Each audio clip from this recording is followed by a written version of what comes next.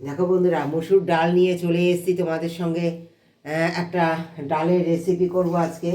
দেখো, ডালটা খুব ভালো করে ধুয়ে নিয়েছি, একদম পরিষ্কার জল। হ্যাঁ, এবার ডালটা না কি বলো তো, সবসময় খুব ভালো করেই ধুতে লাগে, কারণ এই ডালে অনেক পাউডার দেওয়া থাকে, জানো তোমরা।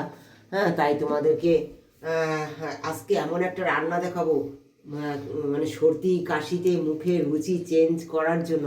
খেতে ইচ্ছা করছে না, টক ডাল তো অনেক রকম খেয়েছে, কিন্তু আজকে যে টক ডালটা করব, আশা করি যদি কেউ খেয়ে না থাকো আমাকে একটা কমেন্ট দিয়ে জানিও, আর যদি খেয়ে থাকো সেটাও কমেন্ট দিয়ে জানিও।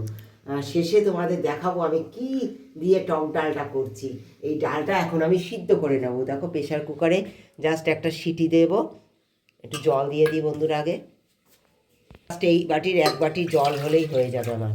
হ্যাঁ, পরিমাণ মতো লবণ দিয়ে দেবো বন্ধুরা। একটু তেল দিয়ে দেবো সামান্য।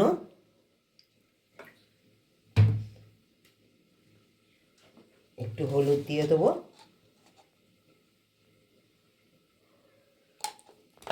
আর কিছু দেবো না।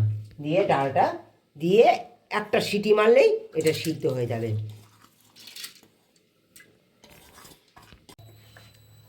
দেখো বন্ধুরা, একদম অল্প তেল দিলাম, কারণ এই রান্নায় না একদম তেলের প্রয়োজন হয় না, জাস্ট একটু ফোড়ন।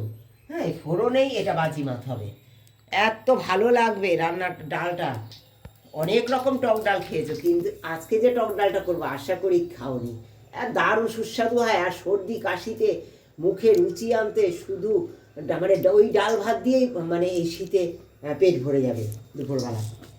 দেখো, দিয়ে দেবো একটুখানি সর্ষে।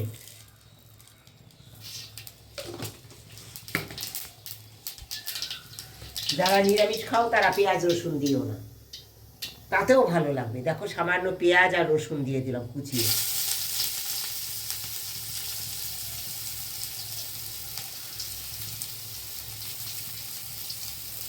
সিদ্ধ করে নিয়ে দিয়েছিলাম সেই ডালটা, এই যে দেখো, ডালটা সিদ্ধ করে নিয়েছি। এই ডালের মধ্যে আমি একটু গরম জল দিয়ে দিচ্ছি।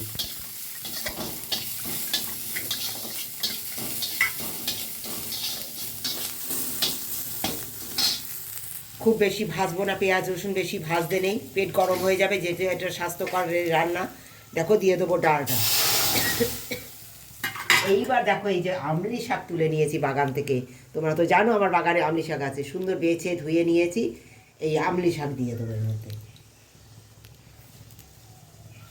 কতটা যে ভালো লাগবে জানো না রান্নাটা, আর এত টেস্ট হয়, আর এত হেলদি একটা খাবার, তা বলার নেই। সর্দি কাশিতে মুখে রুচি পাল্টাতে, শরীর সুস্থ রাখতে অবশ্যই এই খাবারটা রান্না করে খেয়ে। 2 মিনিটের মধ্যে রান্নাটা কমপ্লিট হয়ে যাবে। শাকটা জাস্ট 2 মিনিটও লাগে না। দেখো, সঙ্গে সঙ্গে দেখো নরম হয়ে গেছে, খুব তাড়াতাড়ি এটা গলে যায়। একদম তৈরি হয়ে গেল আমার আমলি শাক টক ডাল। আমলি শাক দিয়ে টক ডাল কেমন লাগলো রান্নাটা একটা কমেন্ট দিয়ে জানিও বন্ধুরা। ভালোবাসা দিয়ে যারা পুরো ভিডিওটা দেখেছো তাদেরকে অনেক অনেক ভালোবাসা আমার তরফ থেকে। তাই 1 চিমটি চিনির গুঁড়ো দিয়ে দিচ্ছি। আমার চিনির গুঁড়ো করা আছে, এই যে 1 চিমটি চিনির গুঁড়ো দিয়ে দিচ্ছি। যারা স্কিপ করতে চাও স্কিপ করতে পারো।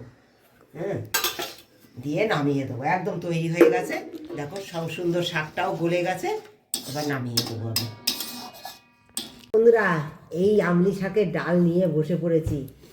এটা এত সুস্বাদু আমি কখনো সত্যি বুঝতে পারিনি। তোমরা তো দেখেছিলে বৌমার এখনও সর্দি কাশি রয়েছে, আমার তো রয়েছে নাকে নাকে এখনও কথা।